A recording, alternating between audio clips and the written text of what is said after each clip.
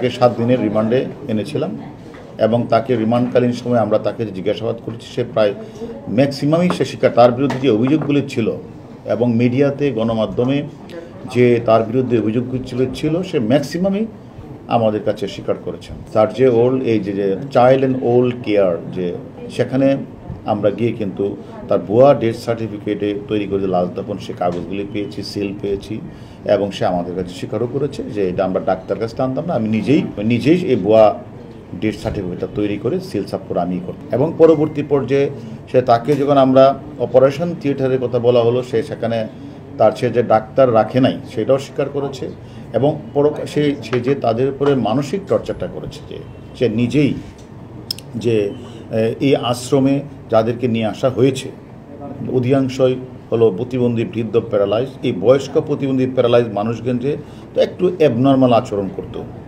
এবং সে কারণেই সে তাদের উপরে প্রচণ্ড পরিমাণে নির্যাতন করতো, লাঠি দিয়ে পিটাতো।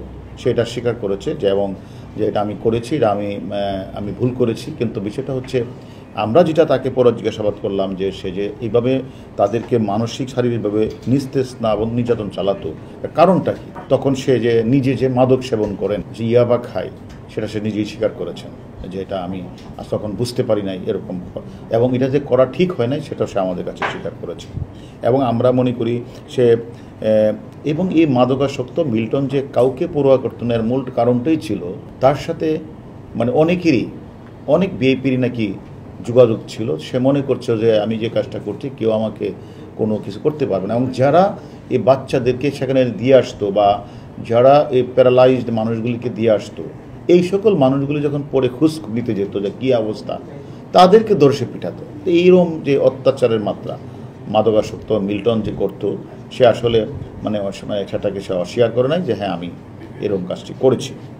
যার কারণে আমরা সে যে আপনারা দেখেছেন সে যে 900 লাশের কথা বলেছেন, এই 900 লাশও কিন্তু সে বলেছে হ্যাঁ আমি বলেছিলাম, এটা বলেছিলাম যে ওই যে সোশ্যাল মিডিয়াতে এগুলি কথাগুলি বললে হয়তো অনেক মানুষ আমাকে টাকা দিবে, টাকা পাঠাবে এবং সে টাকাটা সে পেত।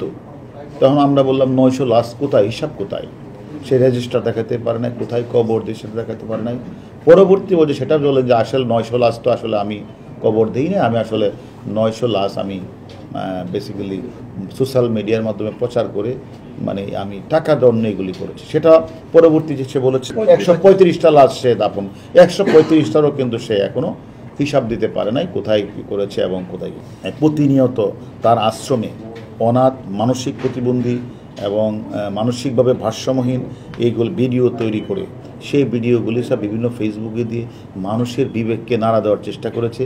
এবং বিবেকবান মানুষ যারা এই সকল দেখে, যারা অত্যন্ত মানবিকভাবে তারা সেই টাকাগুলি বিকাশের মাধ্যমে, নগদের মাধ্যমে তার অ্যাকাউন্টে পাঠিয়েছে।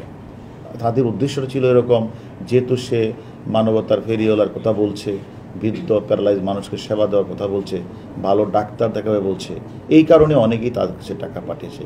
কিন্তু দুর্ভাগ্যজনক হলে সত্য, সে এই মানে চাইল্ড অ্যান্ড ওল্ড কেয়ার যে আশ্রমে কোনো ডাক্তারও রাখে নাই এবং নিজে সে ব্লেড দিয়ে, ছুরি দিয়ে সে নিজে সেখানে এই অপারেশনটা করতেন।